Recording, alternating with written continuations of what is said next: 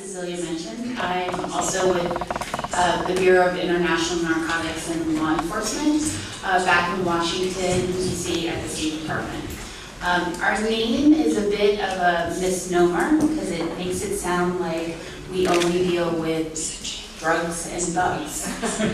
But we actually work on a range of criminal justice issues, and we partner with over 70 countries throughout the world.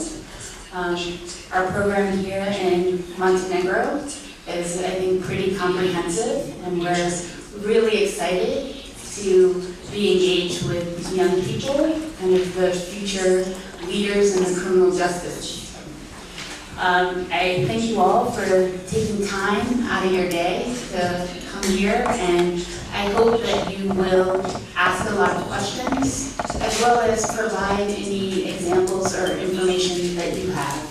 We see this as an opportunity to learn from one another, hear about your experiences, and hear your opinions. So I encourage you to be actively engaged and take advantage of this opportunity, having these two very distinguished guests with us. And with that, I will actually turn it over to Mr. Butler. Good afternoon, everyone. I have to stand when I talk, so you can pick it up okay? Okay. Good afternoon. First of all, thank you very much for inviting Kathleen and I to your city and to your university. We're very proud to be here, and hope that you're able to take something from our experience and use it in your own careers going forward in your practice. So we think that probably the best thing to do, first of all, is talk about how we became lawyers in America. I think that the experience is different for you because of the schooling. So I'll talk first about the education process for American lawyers, and I will talk about getting up as far as getting your license to practice law. And then Kathleen will talk a little bit about how we became criminal lawyers and what our lives are like. And then we'll take questions on either subject, whatever you want to talk about. So in America, we finish high school at about age 18. I think that's about the age that you finish high school and you enter college. In the States, when you go through college, you can pick any of a number of different things to study. I think that's just like here. But a four-year degree in America doesn't qualify you with a professional license. It's just a college degree. And if you want a professional license, you have to continue your education after the four-year degree. To get a law degree, it's 3 years of law school after college. So you could think of it as 7 years to get a law degree in the States. The law school experience for law students in America is very, very rigorous. The first year of law school, typically you don't do anything else but go to school and study. We use a rule of 3 hours of study for every 1 hour in class. So it's very common that you would study 8 to 10 hours a day and then go to class the rest of the time. You don't sleep much the first year. You just study.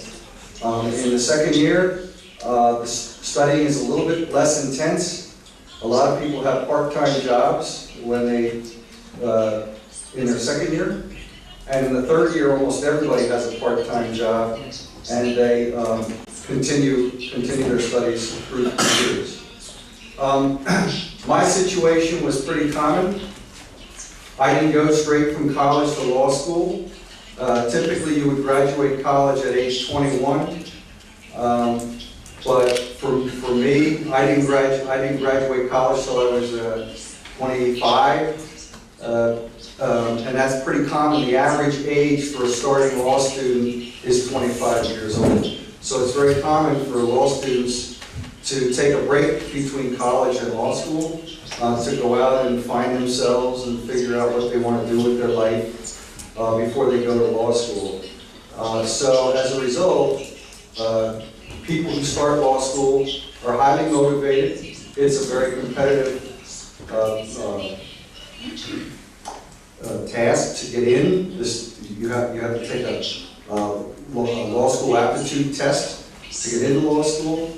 So you have to have very good grades, have to have high scores on your law school aptitude tests, and then you have to be ready to work very hard for those 3 years. If you do all of that, at the end of it, you take a bar exam. I understand you have bar exams in this country as well. So the bar exam is administered by each state. There are 50 states, so each state has its own bar exam.